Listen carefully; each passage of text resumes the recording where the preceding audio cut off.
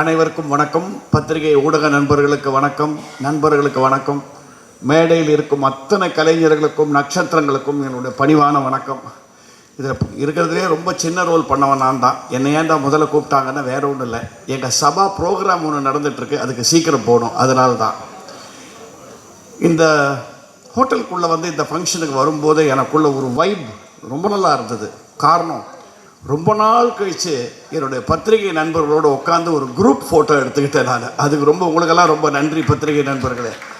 அதுவும் அந்த திரௌபதி சிம்மாசனத்தில் உட்காந்து எடுத்தேன். ஏன்னா இன்னும் கொஞ்ச நாளில் 2 நாளில் இந்த படத்தை ஆண்ட அரசர் மோகன் அவர்கள் அந்த சிம்மாசனத்தில் உட்காந்து தமிழ்நாட்டில் அரசு புரிக்க போகிறார். இதில் சந்தேகமே இல்லை. இந்த படத்தில் நடிக்கும் போதே எனக்கு வைப் ரொம்ப நல்லா இருந்தது. இன்றைக்கி ட்ரெய்லர் அண்ட் சாங்ஸ் பார்க்கும்போது எக்ஸ்ட்ராடினியாக இருக்குது. இதுக்கு நான் முதல் மார்க் என்ன பண்ணணும், ஆடணுமா? ஆடியோ ப்ராப்ளமாக இருக்கு. ஓகேயா? Okay, right. சார் முதல்ல பேசுனது திருப்பி பேசணுமா இல்லையா? வேண்டாம், ரைட், ஓகே. காரணம், இந்த படத்தை நான் பார்க்கும்போது, இந்த விஷுவல்ஸை பார்க்கும்போது, மோகன் அவர்கள் for the first time he has gone to the next level அப்படிங்கிறது எனக்கு ரொம்ப நல்லா தெரியுது. ஹிஸ் விஷுவல், அவர் என்கிட்ட சொன்ன விஷுவல்ஸ் அப்படியே கொண்டிருக்கார்.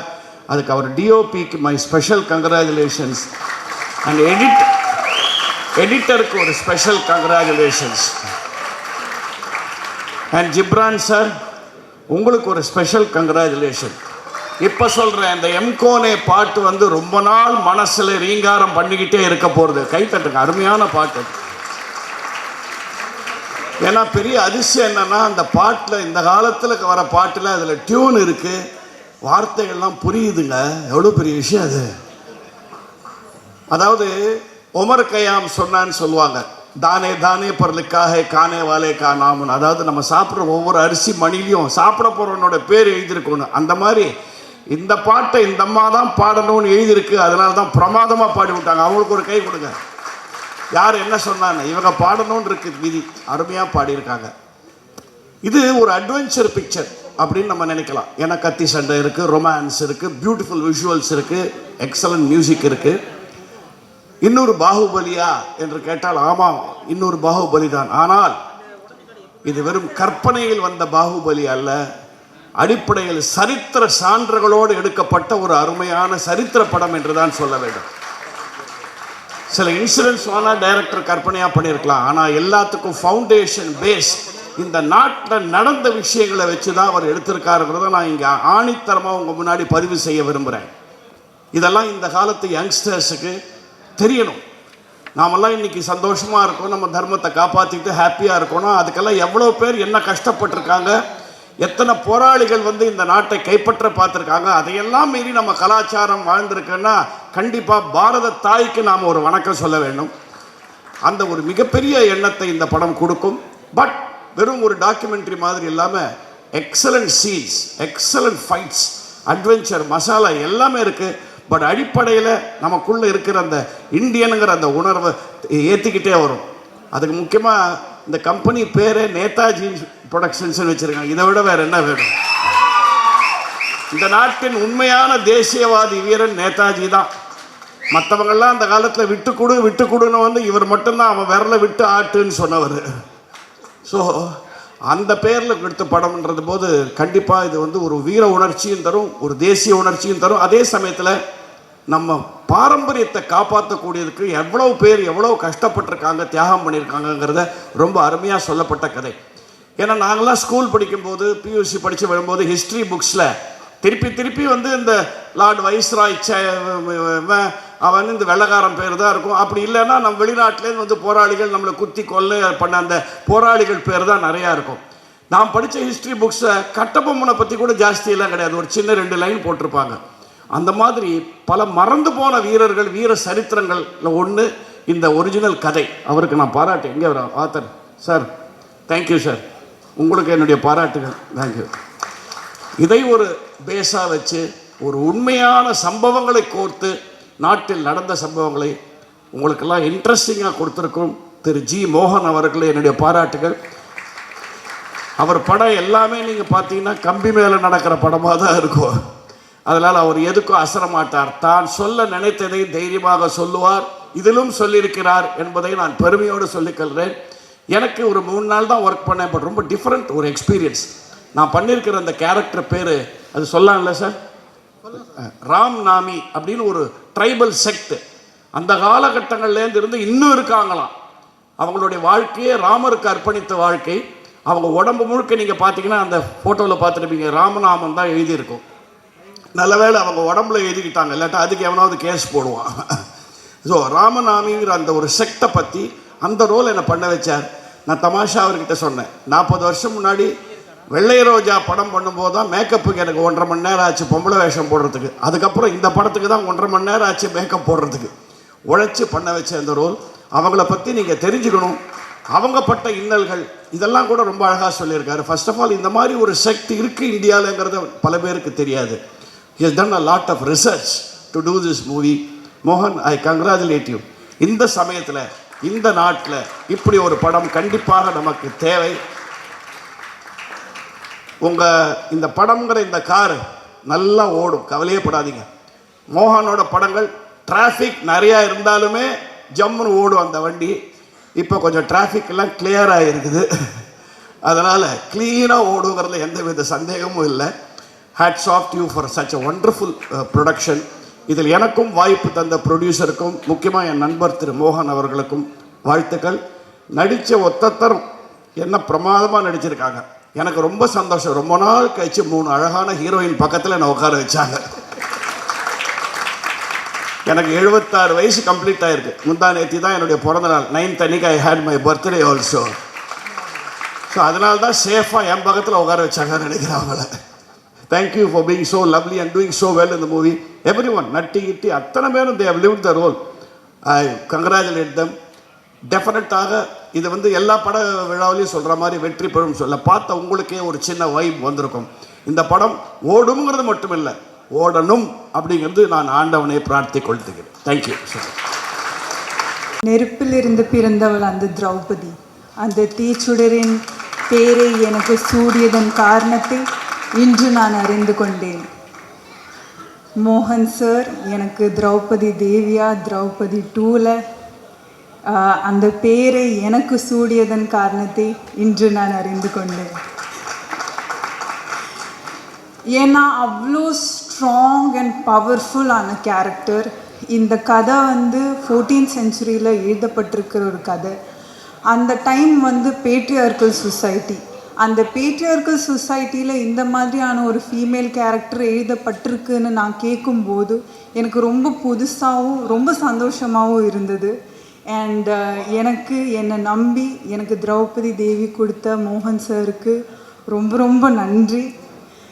இந்த கேரக்டருக்குள்ளே எனக்கு வர்றதுக்கு ரொம்ப கஷ்டமாக தான் இருந்துச்சு. அதே மாதிரி இந்த கேரக்டர் விட்டு வெளியே போகிறதும் எனக்கு ரொம்ப கஷ்டமாக தான் இருந்துச்சு. ஸோ நான் இந்த கேரக்டருக்கு எவ்வளோ ஜஸ்டிஸ் பண்ண முடியுமோ நான் பண்ணியிருக்கேன்னு நான் நம்புகிறேன். நீங்கள் எல்லாரும் பார்த்துட்டு தான் மற்றபடி சொல்லணும். மோகன் சாரை பற்றி நான் கடைசியாக சொல்கிறேன், ஏன்னா அவர் தானே விளக்கு, கடைசியில் பற்ற வைக்கலாம். I would like to thank the producers of this movie, producer Chola Chakravarti sir and Netaji Productions. எனக்கு இந்த வாய்ப்பு கொடுத்ததுக்கு ரொம்ப ரொம்ப நன்றி சார். அண்ட் காடவரையரே Richard Rishi sir, my co actor. நான் ஃபர்ஸ்ட் டைம் சார் ஆஃபீஸில் பார்க்கும்போது சத்தியமாக ரொம்ப வருஷமாக தெரிஞ்ச ஒரு ஃப்ரெண்டுக்கிட்ட பேசுகிற மாதிரி தான் இருந்துச்சு. அவ்வளோ கம்ஃபர்ட் அண்ட் கேர் எனக்கு கொடுத்ததுக்கு ரொம்ப ரொம்ப நன்றி. அண்ட் செட்டில் எப்போவுமே ரொம்ப சார்மிங், காம் அண்ட் கம்போஸ்டாக தான் இருப்பாங்க. அண்டு படத்துலேயும் ட்ரெய்லர்லேயும் உங்களுக்கு பார்க்க முடியும் அவங்களோட எஃபர்ட் எவ்வளோ அவங்க போட்டிருக்குன்னு. I really admire that sir. Thank you so much. And of course அவர் டிஓபி ஃபிலிப் சுந்தர் சார். சத்தியமாக நான் அவரோட வாய்ஸே ஷூட் டைமில் நான் கேட்டதே இல்லை. அவங்க பேசுவாங்க, ஆனால் அவங்களோட வாய்ஸே நான் கேட்டதில்லை. என்கிட்ட ஏதோ சொல்லும்போது நான் ஓகே அவங்க வாய்ஸ் எப்படி இருக்கும்னு எனக்கு தெரியாது. ஷூட் டைமில் ஃபுல் ஷூட் முடிச்சுட்டு தான் நான் அவங்கக்கிட்ட பேசும்போது எனக்கு தெரியும் இதுதான் இவங்களோட வாய்ஸ்ன்னு. நான் சாரை போய் காம் அண்ட் கம்போஸ்ன்னு சொன்னேன். அவங்க தான் அதை விட ரொம்ப காம் அண்ட் கம்போஸ்டான ஒரு ஆள். அண்ட் கிளியர்லி பேஜில் இல்லை, விஷனில் தான் இருக்குது. அவங்க ஃப்ரேம்ஸ் பார்த்தாலே தெரியும். Thank you so much sir for those beautiful visuals. Thank you so much. And and I would like to thank the editor Devaraj sir. இங்கே இருக்காங்களா? எங்கேன்னு தெரியாது. Okay, thank you so much sir. அவங்களும் செட்டில் நான் அவங்கள எடிட்டில் இல்லாமல் நான் அவரை தனியாக சும்மா நிற்கிறது நான் பார்த்ததே இல்லை. அவ்வளோ ஹார்ட் ஒர்க்கிங்கான பர்சன். அவங்க அவ்வளோ ஹார்ட் ஒர்க் பண்ணியிருக்காங்க இந்த படத்துக்காக. Thank you so much. And Ghibran sir, I am my favourite song எம்கோனே வந்து நீங்கள் அவ்வளோ அழகாக கம்போஸ் பண்ணியிருக்கீங்க. அந்த லிரிக்ஸாக இருந்தாலும் எல்லாமே எல்லாருக்குள்ளே ஒரு ஆழமாக அது போய் தட்டுது எங்கேயோ. அண்ட் கண்டிப்பாக படத்தில் நீங்கள் தெரிக்க விட்டுருக்கீங்கன்னு எங்களுக்கு தெரியும். Thank you so much sir. எனக்கு இந்த படத்தில் ஒர்க் பண்ண மற்ற எல்லா கோ ஆக்டர்ஸுக்கும் ரொம்ப ரொம்ப நன்றி. ஏன்னா அவங்க வந்து சில பேர் வந்து மும்பையில் நம்ம லாங்குவேஜே தெரியாமல் வந்து அவ்வளோ கலெக்டிவ் கொலாபரேஷனில் வந்து பண்ணியிருக்காங்க. So thank you all for your efforts. And I would like to thank the entire crew and technicians of this movie. ஏன்னா அவங்க இல்லைன்னா இந்த படமே இல்லை. Starting from art department, light department, camera department, makeup department, costume, Preeti. Thank you so much. I would like to also thank all the assistant directors. Mukesh Anna, எல்லார பேர் ஞாபகம் இல்லை. ஆனால் மெயின்லி முகேஷ் அண்ணா எதுக்குன்னா அவங்க ஃபஸ்ட்டில் இருந்து கடைசி வரைக்கும் என் கூட நின்று எனக்கு அந்த கஷ்டமான டைலாக்ஸ், மேம் எழுதின கஷ்டமான டைலாக்ஸ் எனக்கு சொல்லி கொடுத்தாங்க. So thank you so much Anna. And கடைசியாக மோகன் சாரை பற்றி சொல்லலாம். சாரை நான் முதல் தடவை நான் ஆஃபீஸில் பார்க்கும்போது அவங்க வந்து எனக்கு இந்த ஸ்கிரிப்ட் நரேட் பண்ணாங்க. ஆமாங்க, நரேட் பண்ணாங்க. அதுக்கப்புறம் அவர் வந்து என்கிட்ட ஃபஸ்ட்டாக சொன்ன விஷயம் என்னென்னா, நீங்கள் எப்படி இருக்கீங்களோ அப்படியே வாங்க, முடிஞ்ச ஒரு 2-3-5 கிலோ அதிகமாக போட்டுட்டு வாங்கன்னு சொன்னாங்க. நான் வந்து முதல் தடவை ஒரு டைரக்டர் என்கிட்ட இப்படி வந்து சொல்கிறாங்க. ஏன்னா மற்றபடி எல்லா டைரக்டருமே இல்லை, கொஞ்சம் கம்மி பண்ணிவிட்டு வாங்கன்னு தான் சொல்லுவாங்க. ஆனால் இந்த கேரக்டருக்கு அப்படி தான் வேணும்னு சொன்னாங்க. ஸோ எனக்கு அது ரொம்ப சந்தோஷமாக தான் இருந்துச்சு. ஆஸ் அ டைரக்டராக அவரோட செட்டு வந்து அவ்வளோ சூப்பராக இருக்கும். நான் இது சும்மா பேச்சுக்காக சொல்லலை, ரொம்ப தெளிவான டைரக்டர். ஒரு ஆர்டிஸ்ட்டுக்கு எவ்வளோ ஈஸியாக எங்களோட ஒர்க் எவ்வளோ ஈஸி பண்ண முடியுமோ அவ்வளோ ஈஸி பண்ணி கொடுத்துருக்காங்க.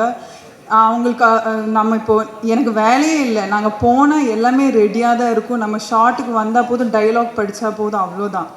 வந்து அவங்களோட அந்த கிளாரிட்டி, அந்த கான்ஃபிடென்ஸ் அண்ட் பிளானிங்னால மட்டும்தான் இந்த ஷூட் இவ்வளோ சீக்கிரம் இவ்வளோ கம்மி நாளில் முடிக்க முடிஞ்சிச்சுன்னு நான் நம்புகிறேன். And also more than a director, he is a very big well-wisher. அவங்களோட ஃபேமிலியும் எனக்கு ஒரு நல்ல ஒரு வெல்விஷர். ஸோ நான் இந்த கான்ட்ரவர்சி வந்ததும் நான் சாருக்கு ஃபோன் அடிச்சுட்டு என்ன சார் இப்படி சொல்கிறாங்க, எனக்கு சத்தியமாக புரியல ஏன் சார் இப்படி சொன்னாங்கன்னு கேட்கும்போது, அவர்கிட்ட இருந்து நான் கற்றுக்கின ஒரு பெரிய விஷயம் என்னென்னா, நம்மளை பற்றி இந்த மாதிரி ரூமர்ஸ், காசிப்ஸ் இல்லைனா விமர்சனம் வந்துட்டே இருக்குங்க.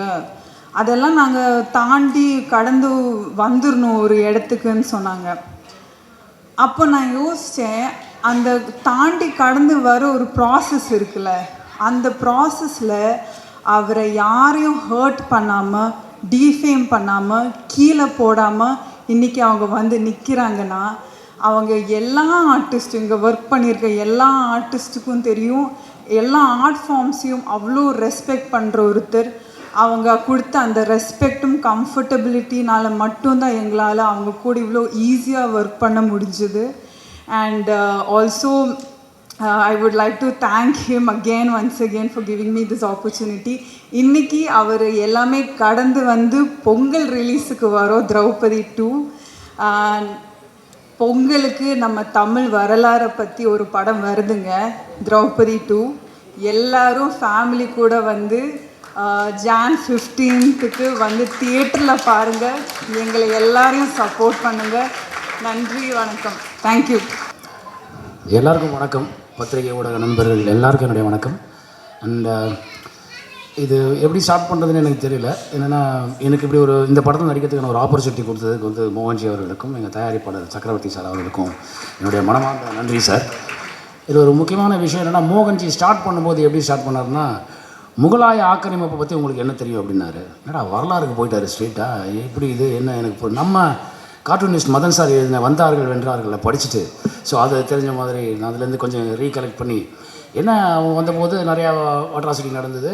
அதில் ரொம்ப பாதிக்கப்பட்டவர்கள் வந்து வடக்கும் கிழக்கும் மேற்கும் தான் பாதிக்கப்பட்டாங்கன்னு, இல்லை தென்னகமும் பாதிக்கப்பட்டதுன்னு சொல்லிட்டு அதில் ஒரு சின்ன சாம்பிள் ஒன்று சொல்கிறேன்னு சொல்லிட்டு தான் இந்த கதையை சொன்னார் வல்லாள மகாராஜா. அதை கேட்கும்போது எனக்கு பெரிய ஷாக்கிங்காக இருந்தது. இப்படிலாம் நம்ம ஊரில் நடந்திருக்கு. இந்த வரலாறு நம்ம இதுக்கு முன்னாடி படிக்கலையே. என்னுடைய வரலாற்றை அந்த வரலாற்றை தெரிஞ்சுக்கிறதுக்கான எனக்கு ஒரு ஆப்பர்ச்சுனிட்டி கிடைக்கலன்னு எனக்கு வருத்தமாக இருந்தது. அண்ட் அந்த ஸ்கிரிப்டை கொடுத்தாங்க என்கிட்ட, இதுதான் இந்த படத்தோட ஸ்கிரிப்டு, இதை நீங்கள் படிங்க அப்படின்னு.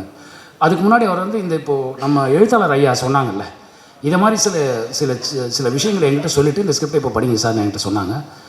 ரொம்ப ஆச்சரியமாக இருந்தது. எடுத்தோடனே அவங்க மேடம் எழுதியிருந்தாங்க இந்த மாதிரி தென்னாடு பத்மா சந்திரசேகர் மேடம் எழுதினாங்க. தென்னாடுடைய சிவனே போற்றி எந்நாட்டவர்க்கும் இறைவா போற்றி அருணாச்சலனே போற்றி ஆரூர் அமர்ந்த எமது அரசே போற்றின்னு எழுதியிருந்தாங்க. இது எனக்கு பெரிய ஆச்சரியம் வந்து என்ன இப்படிலாம் இருக்குது அப்படின்னு சொல்லிட்டு, இதுக்கப்புறம் வேறு மாதிரி தமிழ் நம்ம பேசணும்னு பார்த்தா, ஆனால் ரொம்ப அழகாக எழுதியிருந்தாங்க. Hats off to ma'am. அது ரொம்ப பிரமாதமாக பண்ணியிருந்தாங்க. அது படிக்கும்போதே அந்த ஸ்கிரிப்டை படிக்கும்போதே நம்மளுக்குள்ள ஒரு வைப் ஒன்று உருவாச்சு. அதுக்கப்புறம் நான் ஒவ்வொருத்தரும் இப்போ ஆக்சுவலி பேசிக்கலாம் நான் எல்லாமே ஐயா சொல்லிட்டாங்க, எழுத்தாளர் ஐயா. பட் இருந்தாலும் நான் டைம் வேஸ்ட் பண்ண விரும்பல. But I want to congratulate my team. நம்ம ஃபிலிப் இருக்கார்ல, பிரமாதமான ஒரு சினிமாட்டோகிராஃபர். ஆளை கூட்டு வண்டிங்களா, நல்லா விசில் அடிக்கிறாங்க உங்கள் பேரை சொன்னோன்னே. ரொம்ப அருமையாக பண்ணியிருந்தீங்க. ரொம்ப ரொம்ப அதாவது அந்த கன்ஸ்ட்ரெயின் வந்து தெரிஞ்சுது எனக்கு. ரொம்ப கஷ்டமான ஒரு சுச்சுவேஷன்லாம் ஒரு கேமரா எடுத்துக்கிட்டு பண்ண ஒரு விஷயம் என்னால் மறக்கவே முடியாது. அண்ட் தான் இந்த டைமில் வந்து அது ஒரு 31 நாளில் ஒரு படத்தை இப்படி ஒரு படத்தை முடிக்கிறதுங்கிறது வந்து ஒரு சாதாரண விஷயமே இல்லை. இதுக்கு மிகப்பெரிய உழைப்பு ரைட் ஃப்ரம் மோகன்ஜி, ஆர்ட் டைரக்டராக இருக்கட்டும். அப்புறம் முக்கியமாக நான் சொன்ன ஜிப்ரான் சார். இப்போ ரீசெண்டாக ஒரு 2-3-4-5 வருஷமாகவே மெலடிங்கிற ஒரு விஷயம் தமிழ் சினிமாவில் ரொம்ப நாள் ஆக்கிரமிச்சது. ஆனால் இப்போ அது இல்லாமல் இருந்தது. அதை திருப்பி நீங்கள் ஸ்டார்ட் பண்ணி விட்டீங்க சார். Thank you sir. எம்கோனை பாடல் வந்து ரொம்ப அருமையான ஒரு பாடல். அப்புறம் எங்கள் ஆர்ட் டைரக்டரை பற்றி சொல்லணும். அந்த மனுஷனோட உழைப்பு வந்து என்னால் யோசிக்கவே முடியல. ஒரு சீக்வன்ஸில் வந்து ஒரு விஷயம் சொல்லியிருந்தாங்க. ஆனால் அதில் வந்து எப்படின்னா, ஒரு மனுஷனை கொன்னுட்டு அவனை தலையை மட்டும் விட்டுட்டு உடம்பை வந்து தோலோடு மாட்டி விட்டுருவாங்க. அப்படி ஒரு சுச்சுவேஷன் ஒன்று இருந்தது. அதுக்கு வந்து அவர் பண்ணியிருந்தார் பாருங்கள் அந்த செட்டப்பு. என்னால் மறக்க, நிஜமாகவே ஒரு மனிதனை பார்த்த மாதிரி இருந்தது. ஒரு எலும்பும் சதையும் இல்லாத ஒரு மனிதன் தொங்கினா எப்படி இருக்கும், அப்படி இருந்தது. அதுக்கப்புறம் அவரோட இன்னொரு விஷயத்த சொல்லணும். நாங்கள் வந்து பாம்பேயில் அந்த ஸ்டுடியோவில் ஷூட் பண்ணிட்டு இருந்தோம். அப்போ வந்து இவர் வந்து நாங்கள் ஒரு சிவ பூஜை பண்ணுற மாதிரி ஒரு செட்டப் ஒன்று இருந்தது. அதை பண்ணிவிட்டு நாங்கள் அதுக்கான வேலைகளை பண்ணிகிட்டு இருந்தோம். எல்லாருமே வந்து அந்த முனைப்போடு ஒர்க் பண்ணிகிட்டு இருந்தோம். அங்கே பக்கத்தில் வந்து மராட்டி தியேட்டர் ஆர்டிஸ்ட் வந்து அவங்க வேறு ஒரு படம் பண்ணிகிட்டு இருந்தாங்க. இந்த சவுண்டு நம்ம படத்தோட அந்த பாடல் மியூசிக் சவுண்டெல்லாம் வச்சு அவங்க வந்து எட்டி பார்த்தாங்க என்ன நடக்குதுன்னு சொல்லிட்டு. அப்படியே அவங்க வந்து ஜா ட்ராப் மாதிரி நின்று பார்த்துட்டே இருந்தாங்க.